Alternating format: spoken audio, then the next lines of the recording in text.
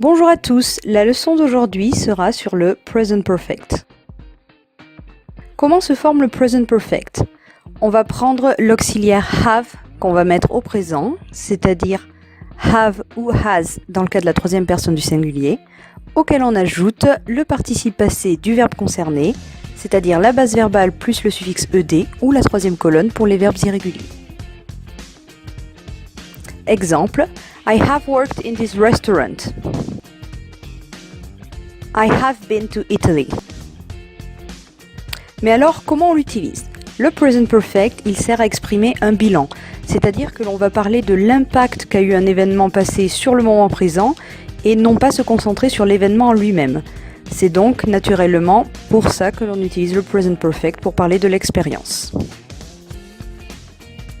Dans cet exemple, I have worked in this restaurant, on va se concentrer sur l'expérience qu'a pu en tirer la personne, c'est-à-dire le fait d'avoir l'habitude de travailler avec une clientèle ou de servir des plats. Pour I have been to Italy, on va se concentrer sur le fait que la personne connaît bien le pays et ses coutumes, par exemple. Attention, rappelez-vous bien qu'il y a besoin de have et du participe passé, n'oubliez pas l'auxiliaire. Et bien sûr, il faut apprendre vos verbes irréguliers. Avec ever, on insiste sur ce que l'on dit. Exemple, have you ever been to New York? Already sert à exprimer que l'on a déjà fait quelque chose. Exemple, I have already eaten octopus.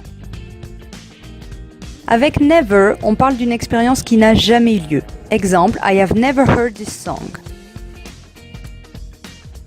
On utilise since pour marquer un point de départ. Exemple, I haven't been to Ireland since 2002.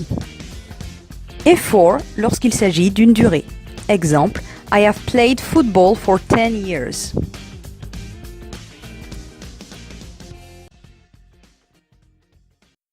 Thanks for watching. Created using Powtoon.